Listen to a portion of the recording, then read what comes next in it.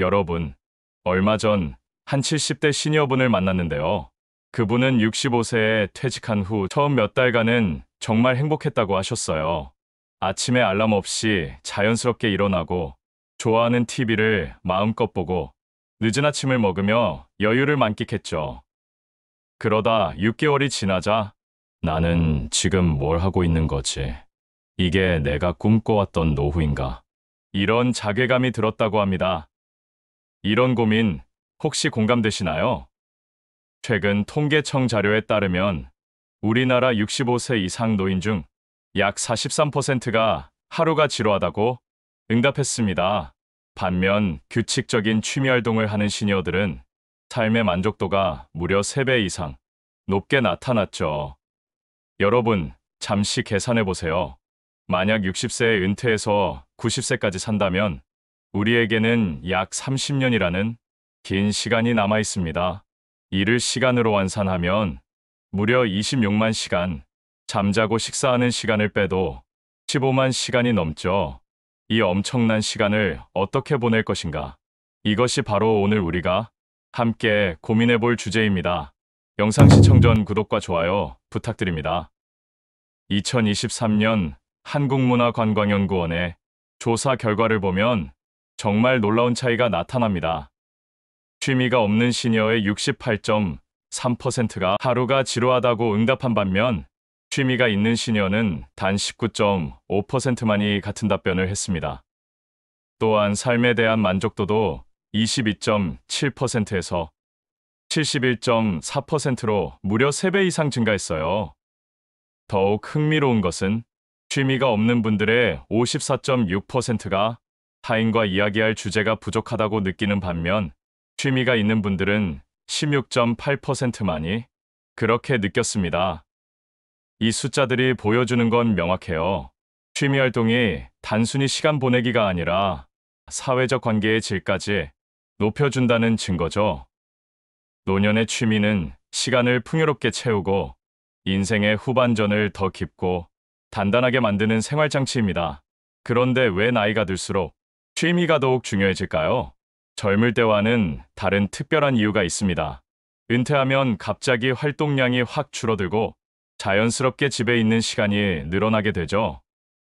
의학계 연구에 따르면 65세 이후부터는 매년 근육량이 1에서 2%씩 감소한다고 해요. 특히 활동량이 급격히 줄어들면 이 속도가 더 빨라진답니다. 하지만 적절한 취미 활동은 자연스럽게 몸을 움직이게 만들어요. 더 중요한 건 뇌 건강이에요. 뇌과학자들이 밝혀낸 놀라운 사실이 있는데요. 뇌는 새로운 자극을 받지 않으면 급속도로 퇴화한다는 거예요. 특히 은퇴 후에 할 일이 없다, 자극이 없다라는 상태가 지속되면 인지 능력이 현저히 떨어집니다. 반대로 새로운 것을 배우고 집중하고 창작하는 활동을 꾸준히 하면 뇌에서 새로운 신경 연결이 계속 만들어져요. 이게 바로 치매를 예방하는 가장 확실한 방법이랍니다. 그렇다면 먼저 성향별 취미를 4가지 유형으로 추천해드리겠습니다.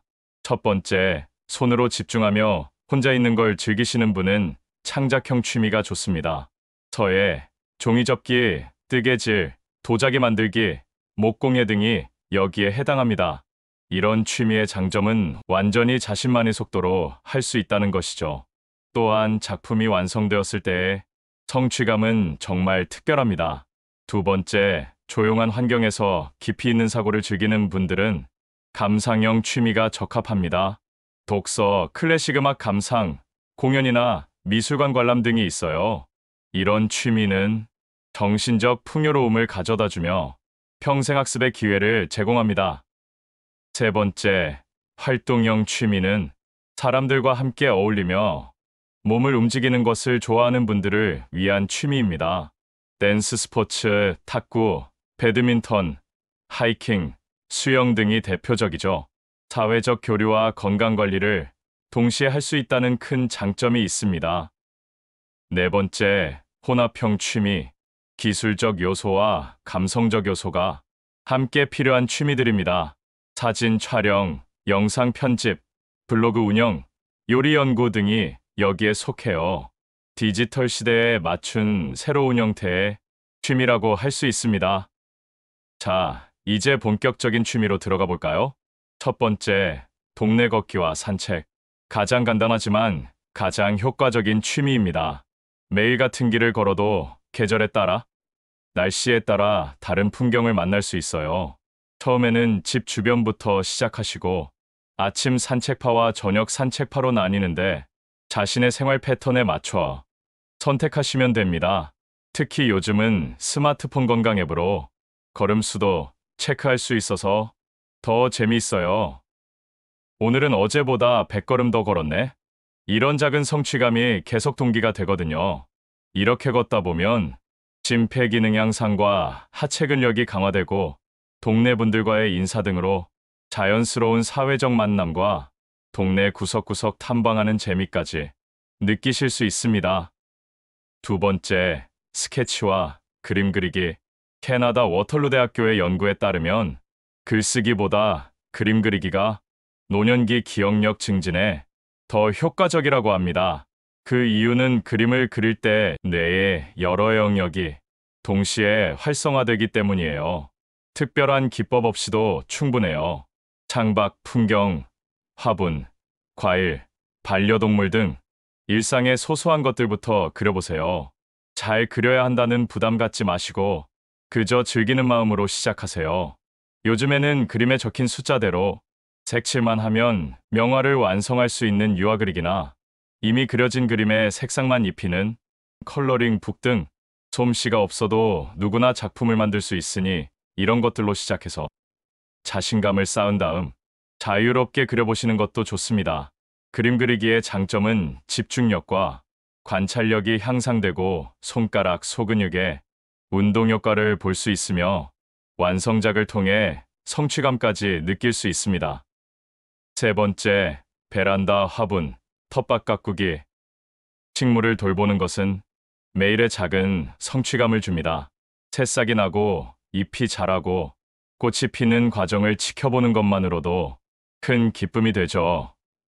특히 텃밭을 가꾸어 직접 기른 채소를 먹는 재미는 정말 특별합니다. 상추, 깻잎, 방울토마토, 바질처럼 키우기 쉽고 식용 가능한 것들부터 시작해보세요. 성공 경험이 쌓이면 자신감도 생기고 더 다양한 식물에 도전할 수 있어요. 네 번째, 독서와 도서관 나들이. 독서는 뇌의 노화를 늦추는 가장 효과적인 방법 중 하나입니다. 지적 호기심 충족과 어휘력을 향상시키고 정서적 안정과 스트레스 해소에 큰 도움이 되며 새로운 단어를 배우고 복잡한 이야기를 따라가며 작가의 의도를 파악하는 과정에서 뇌가 지속적으로 자극받습니다. 처음에는 가벼운 에세이나 여행기, 자서전부터 시작하세요. 무리해서 어려운 책을 읽으려 하지 마시고 재미있게 읽을 수 있는 책을 선택하는 게 중요해요. 그리고 요즘 도서관들은 정말 다양한 프로그램들을 운영해요. 저자 강연회, 문화 강좌, 영화 상영회 등 이런 것들도 함께 참여하시면 더욱 풍성한 취미 생활이 될 것입니다. 다섯째, 요가. 나이가 들면서 가장 위험한 것 중 하나가 낙상사고입니다. 요가는 균형 감각과 유연성을 동시에 기를 수 있어 이런 사고를 예방하는데 매우 효과적입니다. 유튜브에 있는 시니어 요가 영상부터 시작하세요. 무리한 동작보다는 간단한 스트레칭 위주로 시작하는 것이 중요합니다. 동네 복지센터의 요가 클래스에 참여하는 것도 좋은 방법이에요.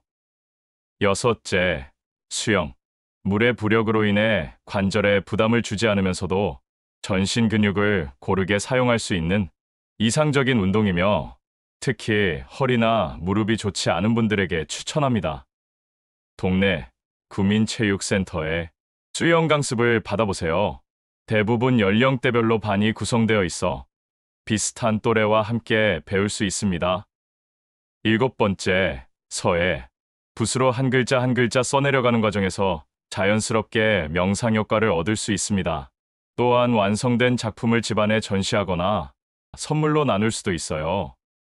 동네 문화센터의 서예반에 등록하거나 기초 교재를 구입해 독학으로도 시작할 수 있습니다. 붓, 먹, 벼루, 한지 등 기본 도구가 필요하지만 한번 구입하면 오래 사용할 수 있습니다. 여덟 번째, 자전거 타기.